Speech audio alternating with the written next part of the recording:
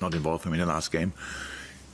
Yes, and you answered the question already pretty much yourself. When you go through a concussion protocol, you are not available for the next game because you have to go to different stages. He's fine, but still, that's how it is, and it's how it is rightly so.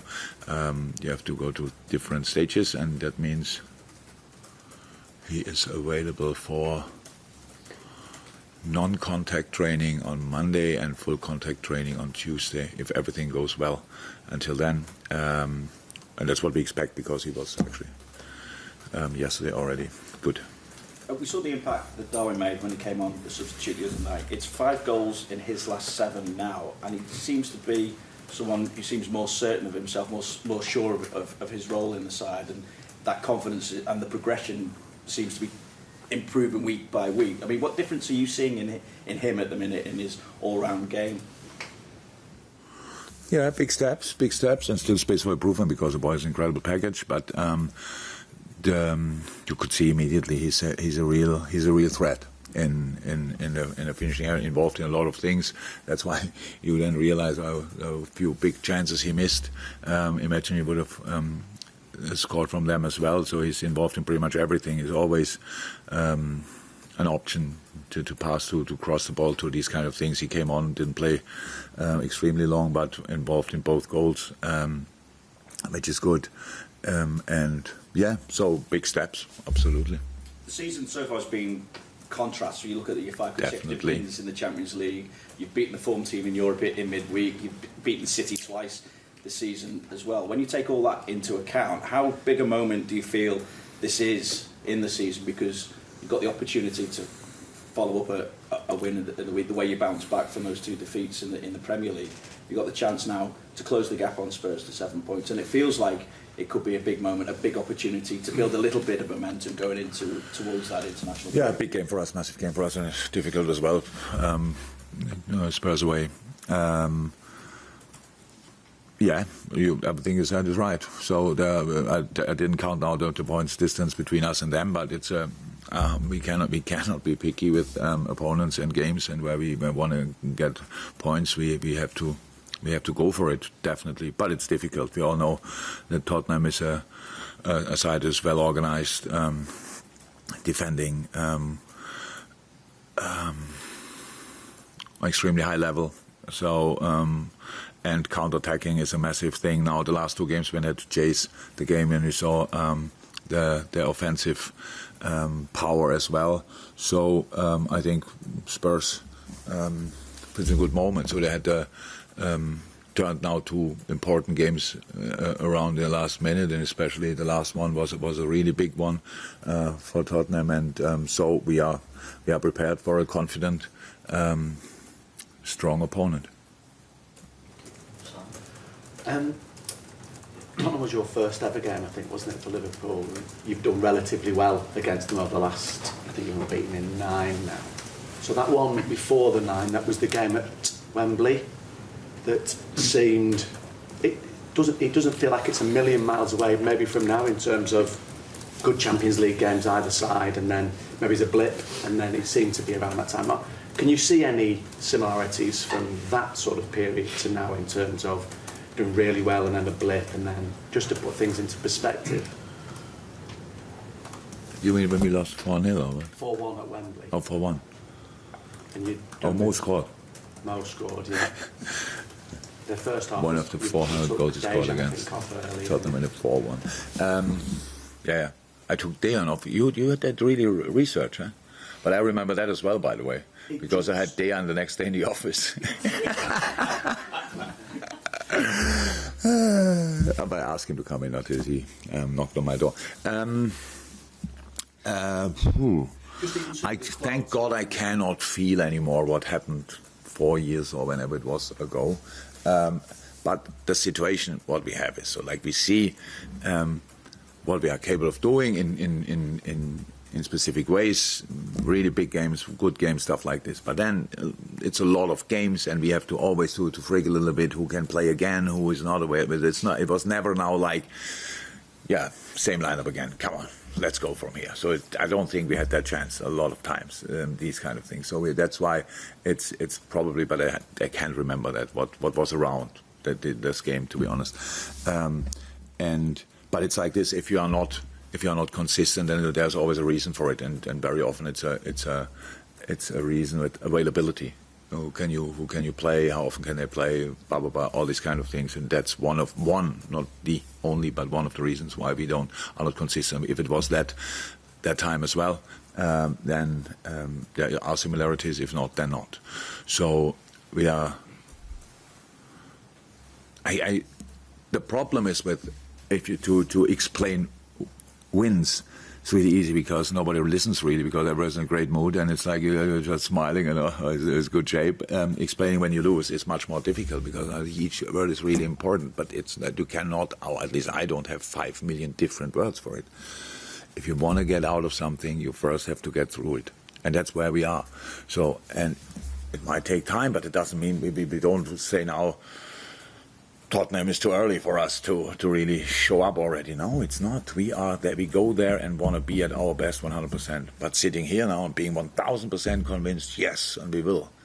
What I can tell you, it never was before going to Tottenham that I thought, good moment to face Tottenham, let's smash them. It was never the case. It's a difficult place to go, a really good team, extremely well coached, and a real fighting unit.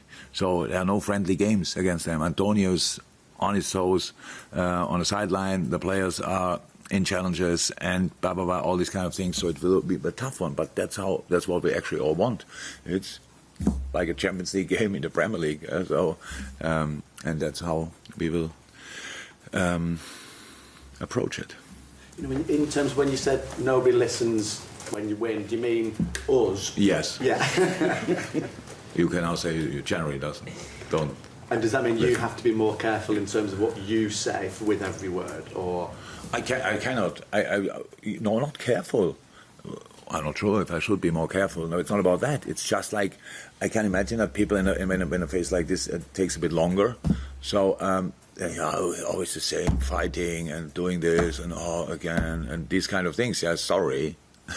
Without fighting, we shouldn't even try. Yes, we have to fight through this. That's the case. That's how it is. You cannot play through it. You cannot say now, by the way, forget the defending stuff. Let's just circle around them and these kind of things, pass the ball through them, nutmegs here, back heels there. That's not how it works. So, and that's why we are in the mood we are. And it's absolutely okay. And of course, that it's rather good that in between you lose against Leeds, and I couldn't have felt worse. No chance. But then you play a good game against a team in form, and that gives you a lift. That's normal. Completely. Bam. Here we go. And now we play Tottenham, and now we try to make sure that we feel like after the Napoli game. Thank you. Is it as easy, Jürgen, then, as saying that you raise your game, the team raises its game against bigger, better opposition? Like your Napoli, like your Manchester City. We didn't only do that. We won.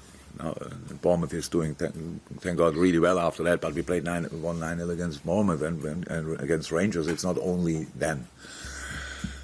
But our problem, why we changed systems and why we did all these kind of things, is one is the availability of players. The other thing is like we were not as solid defensively as we used to be. So, and you can always point the finger in the things you don't do well and say, okay, this was not good, we have to improve this, we have to improve that. Or you give them a completely new textbook. So, and that's what we tried with changing the system. So now it's not about how did we last game, so it's like a new chapter. Okay, in this system we do it like this. You don't compare it with the last one. So like a positive start and to make sure to help the boys, because that's actually my main job, to help the boys to do what they do in the most confident way and manner. And that's why we did that. And because our problem in these moments was defending, actually, as a team, as a unit. And that's why I said now in the last game, we defended Napoli extremely well, a football-playing side, but we closed exactly right gaps, everybody was involved. chasing from the back. Our counter press was really good. We had a high last line. That means we were high up in midfield, so we really could be around these situations, the football things. And that's why it's not the system gave us opportunity to defend better. No, we defended in a system better in which we didn't defend that well 5-6 weeks ago, since we played it last time. And that's it. We have to defend on incredibly high level. And then sometimes... and now the big challenge, obviously, even if we defend really well, we have to attack as well. And now against Tottenham, counter attacks are a real threat, a real strength of them. And so you need to be well protected, all these kind of things. So it's not that you can close in football one door or solve one problem relatively, it's pretty likely that you open another problem in that moment, another gap in football, and these kind of things. And that's why we are trying. And with all the things we know about football, in the end you have to play the game. And the next game is Tottenham, and I'm looking forward to it. You're welcome. Hi, Jürgen. Hi.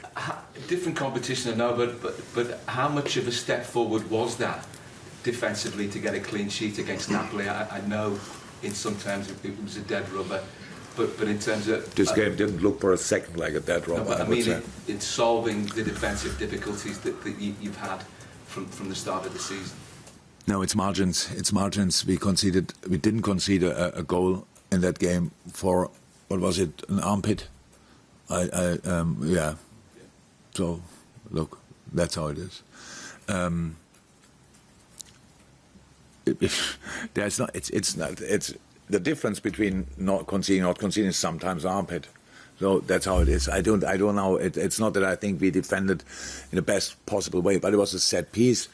All the rest, when you considering how good Napoli is in this moment in time, how easy it looks in moments when they play. This is the analysis of Napoli was a pure joy from a football point of view, because everything they do works out in the moment. It's crazy the way they score goals, where they score the goals, the minute, and highest tempo, all these kind of things. So, and the challenge was to deny that, and we did that. We did that in a really good way. So that's good, obviously. But it's no news to me that we can do that. So we just have to do it again. So that's how it is. And again, and again, and again. That's how it is. But it's a different game. Napoli is offensively orientated team. At Tottenham, it's not 100% clear how they will get into this game. Okay, it's a home game. And last two games, they had to chase it. Was an obvious change of approach. Before that, it was rather well organized and a bit deeper defending and going for counter-attack. So we have to expect pretty much both. But one will be sure, when we have the ball, they will be really compact and will be really difficult to play against. That's clear, with a 5-3-2 maybe. And that's the challenge now. It's you cannot compare it. And yes, it's important that we did it. Of course, it's important.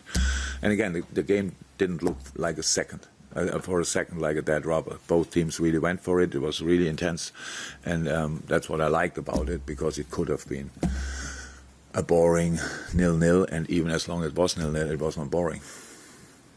How much of a step forward was midweek for Fabinho? Because for somebody who, by his very own high standards, has struggled this season, and it's something that's difficult to work out. It's absolutely good. The game was a clear sign of Fabinho, how we know him. Was a good game, but we defended in all positions on a different level to the week before, and so. Yes, what was good. Felt good. For him, very important to realize that that's possible as well, and it was a good start in the right direction. Thank you. Hi, can I just go back to the circumstances of Milner's injury? Concussion is obviously a major thing in all sport now, and you've had experience of it with Karius in the Champions League final. Just wondering how you think how it can be dealt with differently when it happens on the pitch, because there's been a couple of instances recently where there's been criticism of how clubs have maybe handled it. I'm not saying in this instance, but no. Obviously, it's difficult. It's not that easy because you need two sources. One is the doctor, one is the patient. That's how it always is. I'm not sure anybody of you had already a concussion. I had it once or twice in my life, and so I feel different, and or they felt different, and for me it was clear. He got a real check on the pitch. It was fine. In the first place when it happened, went in the dressing room with our meeting. Millie was completely fine. I spoke yesterday to him. I thought it's 100% okay. And came out. Now after calming down, came out and the flat light, like, whoop, what's going on here? So and then he realized, and that's then obviously the most important source, that the player realized, that's not good. So we have to stop. That was more when we stopped, when he sat down and we took him off, obviously. So I don't think it can be really dealt differently with it, because usually the doctor gets on the pitch, and if the doctor, and doctors are like this, if they feel oh, hey, he's not all right, then it's immediately gone. There's no chance for the player to say, no, I'm fine, but if you count my fingers or whatever tests they are doing. So everybody takes it really seriously. Really seriously. Nobody wants to push a player through with a concussion and think, yeah, that's an old, what was that with Mr. Clough? Was it him or another coach when I played? How is he? He got a knock. He doesn't know who he is. Tell him he's Pelé and send him back. It's a good joke, but we don't do that nowadays anymore. Yeah. Was he Clough? Many people have said that. Yeah? Oh, okay, it's a good one. Yeah, that's it. We really take it seriously. That's definitely the case, and it was the first moment that everybody knew, and especially Millie knew. Okay, that's it, and here we stop. I guess that highlights the difficulties of diagnosing concussion, because you don't know when it's going to kick in. Obviously, there's quite a gap between him getting the blow and then feeling the effects. And there's been talk of sort of temporary fixes, like you obviously have access to a concussion substitute, but there's been people suggesting you have a temporary substitute while someone is assessed, and all sorts of ways of getting around it. But is that not a viable option, do you think? You've got to work on the basis of the information you have at the time. Yeah, it's in high performance sports on the pitch, surrounded by 30, 40, 50, 60, 70, 80, 90, maybe 100,000 people. I think it's typically enough to do it in a close environment, in a medical practice. So to figure it out immediately, so you need a few tests probably. So there are, how I said, two sources, doctor and player, and everybody takes it seriously. When the player is dizzy, then he's off. First moment, immediately done. And when a doctor has the feeling that he's not right, then he's off. That's the quickest we can do. What shall we do else? What else shall we do? I know when you say now temporary subs, I'm fine with the concussion sub, absolutely fine. Take him off and bring another player means you can still change 5 times after that. The other team has an extra sub. I think that's the best we can do.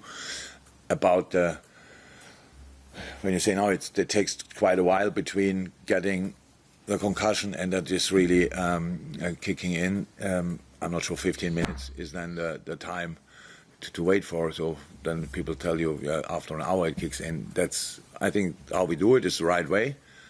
And it doesn't happen that often, to be 100% honest. I can't remember one before. It's now the first time it was the way Millie got hit. But when did we have a concussion before? I can't remember it. So we can talk about it like it happens all the time, and the boys are constantly in danger. They are not. They're well-trained athletes, and it doesn't happen that often. But if it happens, we have a solution for it, which is much better than ever before in football's history. Is there space for improvement? Probably, but I don't know how. Thank you. Obviously, it's 2 weeks until the start of the World Cup, and there's a growing number of players now either out of the World Cup or I hate this subject. Okay, well, can I still ask a question from a manager's point of view? Is there anything you can do to balance that? No. The threat of players or the demands of the team? No. That's it. These problems were so clear. They were so clear.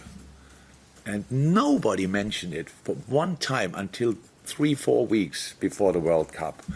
When all of a sudden player got injured and they say, oh, they cannot play the World Cup.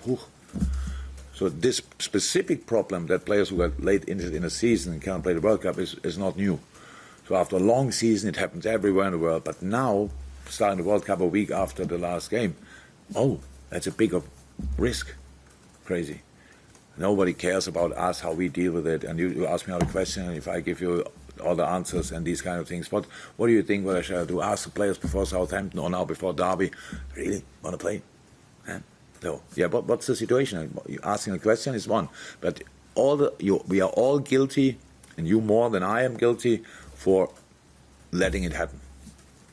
Letting it happen in the first place.